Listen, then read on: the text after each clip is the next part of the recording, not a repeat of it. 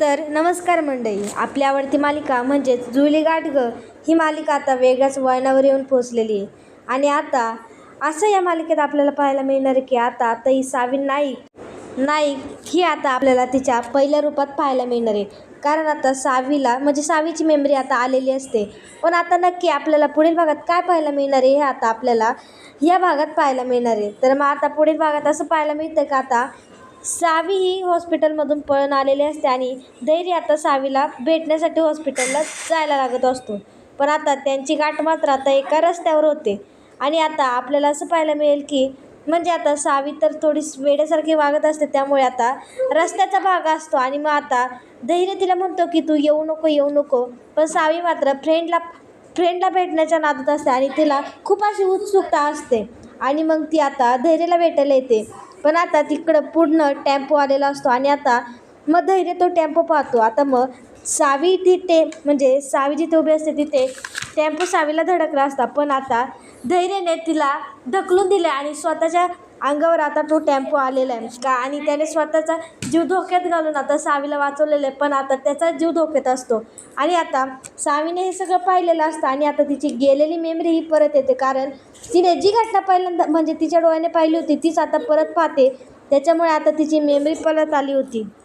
आणि मग आता ही सावी आता एक हातगाडी पाहून आता हातगाडीवर धैर्याला हॉस्पिटलमध्ये घेऊन जाते आणि धैर्याचा जीव वाचवते. पण आता ती त्याला हॉस्पिटलमध्ये तर घेऊन जाते, पण आता तिच्या बाबांचा जो ॲक्सिडेंट झालेला असतो तो आता दामिनीने केलेला असतो हे तिला आता पूर्णपणे आठवलेलं असतं. आणि आता तिची मेमरी तर आलेलीच असते. त्यामुळे आता ती पोलीस स्टेशनला जाते आणि दामिनी विरुद्ध कंप्लेंट करते आणि सांगते की हिनेच माझ्या वडिलांचा ॲक्सिडेंट केला होता म्हणून. आणि मग आता दामिनीला ती पोलिसांच्या ताब्यात देते. तर मग आता ती कशी नक्की देते आणि कसा काय प्रकार घडतोय हे आपल्याला आजच्या भागात पाहायला मिळणार आहे. त्यामुळे हा भाग शेवटपर्यंत पहा. तर आता इकडे सावीला ॲडमिट केलेलं असतं आणि आता धैर्याला दामिनी घ्यायला आलेली असते घरी. तर मग तो तिला बोलत असतो की सावी जोपर्यंत बरी होत नाही तोपर्यंत मी घरी काही इथनं हलणार सुद्धा नाही, असं आता तो तिला बोललेला आहे. आणि तो तिला बोलतो की तुम्ही असं करायला नव्हतं पाहिजे, म्हणून माझी बायको आहे ती, तुम्ही मला एकदा तरी विचारायला पाहिजे होता. तो तिला असं बोलत असतो. दामिनी मात्र मग तिथं धैर्याला सगळं काही खोटं सांगते आणि बोलते की तिची अवस्था त्यावेळी खूप अशी वेगळी होती आणि ती खूप हायपर झाली होती आणि तिने खरं तर भाऊंवर हल्लासुद्धा केला होता आणि भाऊंला ते लागलंसुद्धा आणि भाऊंच्या जीवावर बेतलंसुद्धा, असं ती आता त्याला वाढून चाढून सांगत असते.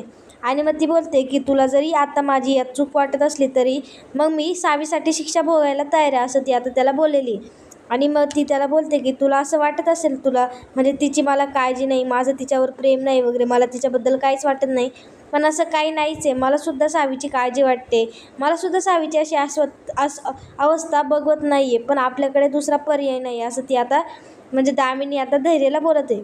तर मग आता धैर्य तिला बोलतो की सावीची अवस्था मला अशी बघवत नाही आहे म्हणून, असं तो तिला बोललेला आहे. आणि तो बोलतो की मी काय करू हेही सुद्धा मला कळत नाही आहे. मग आता दामिनी त्याला समजावत असते की जर हिला बरं करायचं म्हणजे जर तुला असं वाटत असेल सावी बरी व्हावी तर मग आपल्याला सावीला इथे हॉस्पिटलमध्ये ठेवावंच लागेल आणि तिच्यावर आपल्याला ट्रीटमेंट करावीच लागेल, असं आता दामिनीने धैर्याला सांगितलेलं आहे. आणि मग ती आता त्याला खूप असं समजावते आणि मग ती त्याला बोलते की तू जर इथे अजून थांबला तर तुला घरी जाणं अवघड होईल. आणि त्याला असं ती खूप समजावते आणि घरी त्याला बोलते की तुला आता यासाठी सावीसाठीच तरी तुला आता घरी यावं लागेल, कारण इथे बसून आपला काही उपयोग होणार नाही. मग आता धैर्याला सगळं काही पटतं. मग धैर्य सावीला पाहतो. आता इकडे सावी आतमध्ये तिच्या रूममध्ये रडत वगैरे असते आणि सारखं करत असते फ्रेंड तू कधी येणार, तुम्हाला घेऊन जाईत नाही तर सगळं वाईट आहे, असं तसं ती बोलायला लागते आणि खूपच रडत असते.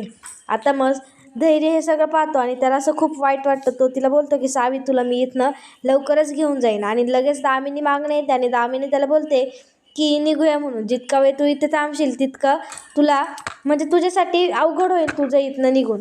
आणि मग आता धैर्य तर निघतो, धैर्य पुढे जातो आणि मग आता दामिनी सावीकडे पाहते आणि बोलते की सावी नाईक तुमची भेट मी 7 जन्मात कधीच होऊन देणार नाही. पण तिला काय माहिती ह्यांचं नातं 7 जन्मांचं आहे. आणि मग इकडे घरी अनुराधा ही म्हणजे ते सगळे बसलेलं असतं आणि ती बोलत असते की मी माझ्या पोरीला कशी माझी पोरगी तिथं कशी राहणार म्हणून सगळे तिथं वेळ जाणे. भाऊसुद्धा बोलतात की मलासुद्धा आता तिचा चेहरा समोर दिसतो, तिचा चेहरा असा डोळ्यासमोरून जातच नाही आणि असं काही घडेल असं कधी वाटलंच नव्हतं.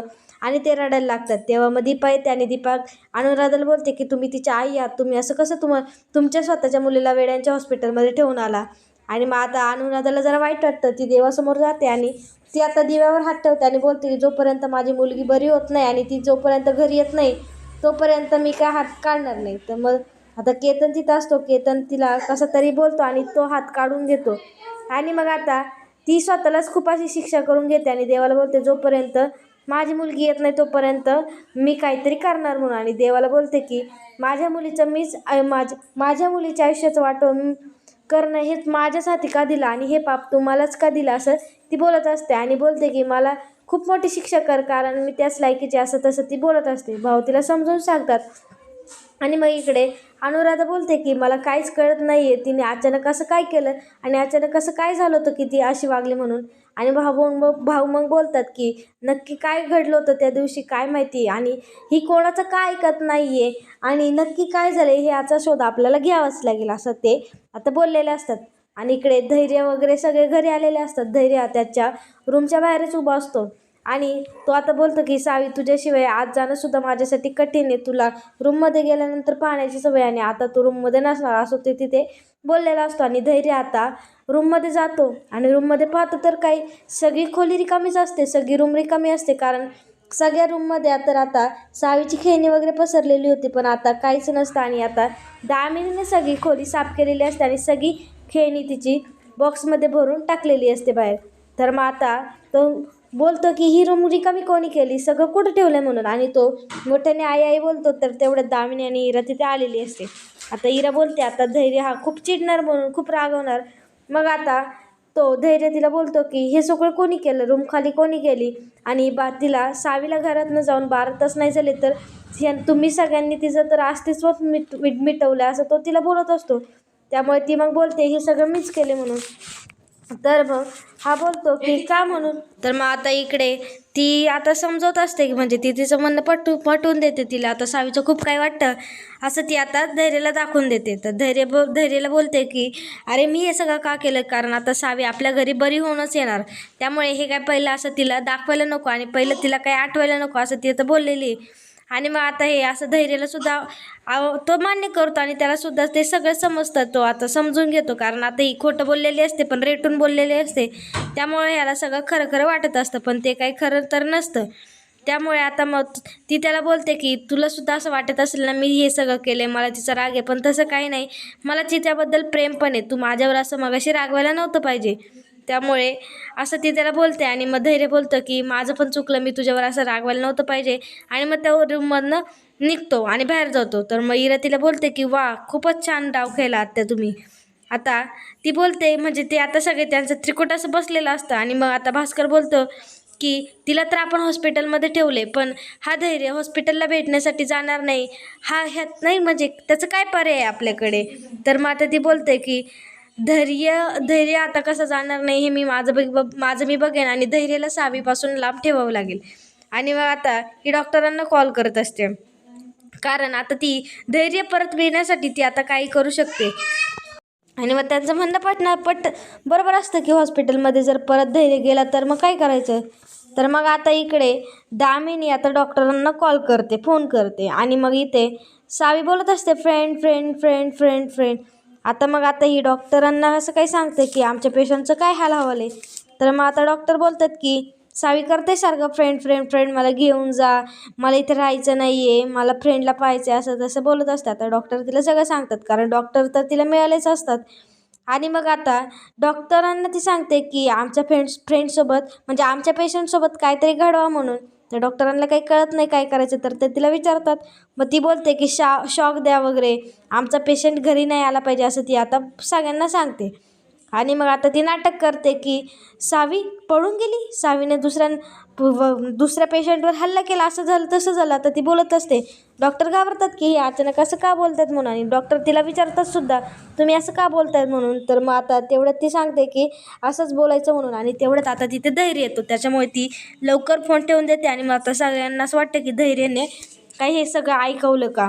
पण इकडे सावीकडे मात्र ती दुपारी जी मुलगी आलेली असते घाबरवणारी ती मुलगी आलेली असते आणि ती आता बोलत असते जेवण नको, मला फ्रेंडकडे जायचं आहे, मला फ्रेंडला भेटायचं आहे, असं तसं. असं ती आता बोलत असते. पण आता तिला म्हणजे कळत नाही की नक्की कोण आहे ती. तिने आता सगळं सोडवलेलं असतं. आणि मग आता धैर्य तिथे आलेला असतो. हे त्रिकूट जेव्हा बोलत असतं तेव्हा धैर्य आणि त्यांना असं वाटतं की धैर्याने सगळं ऐकलं, आता आपला डाव उद्ध्वस्त होणार.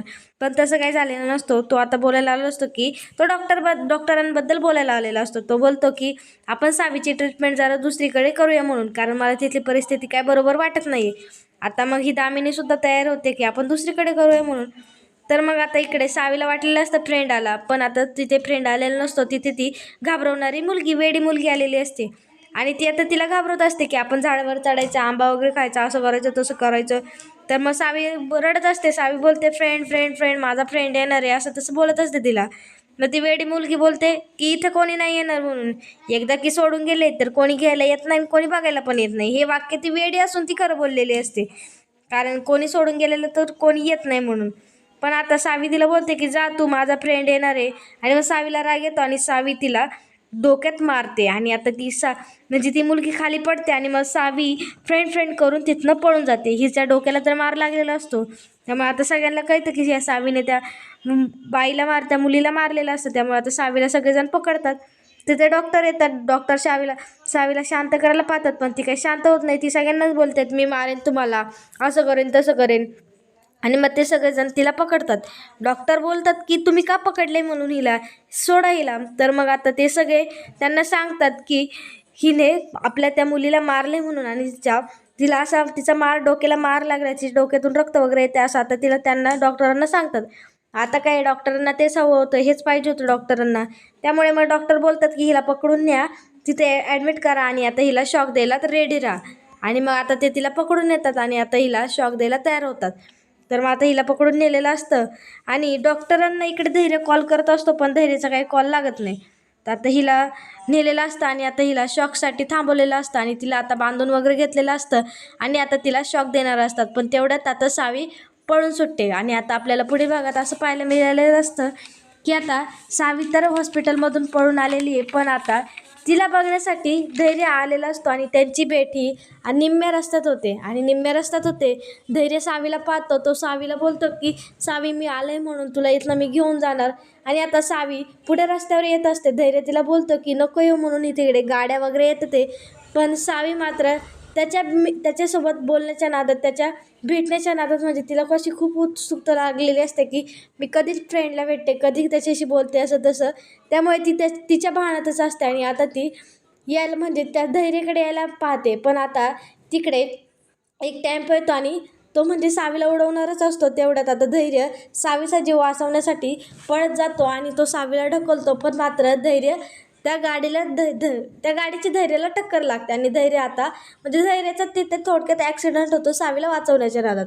आता हे सावी सगळं डोळ्यांनी पाहते आणि म्हणजे ज्या कारणामुळे आता ते सावीची मेमरी गेलेली असते तेच आता कारण पुन्हा घडतं. त्यामुळे आता सावीची मेमरी ही परत आलेली असते आणि तिचा जो काही बाबांचा ॲक्सिडेंट होतो तो आता तिला आठवलेला असतो. आणि तो जो ॲक्सिडेंट असतो तो दामिनीने केलेला असतो. आता हेही तिला आठवलेलं असतं. आता ती तर मेन म्हणजे ती अशी थोड्या वेळ काहीतरी भिन्नच असते. तिला असं काय घडले काय नाही ते असं काही कळतच नाही.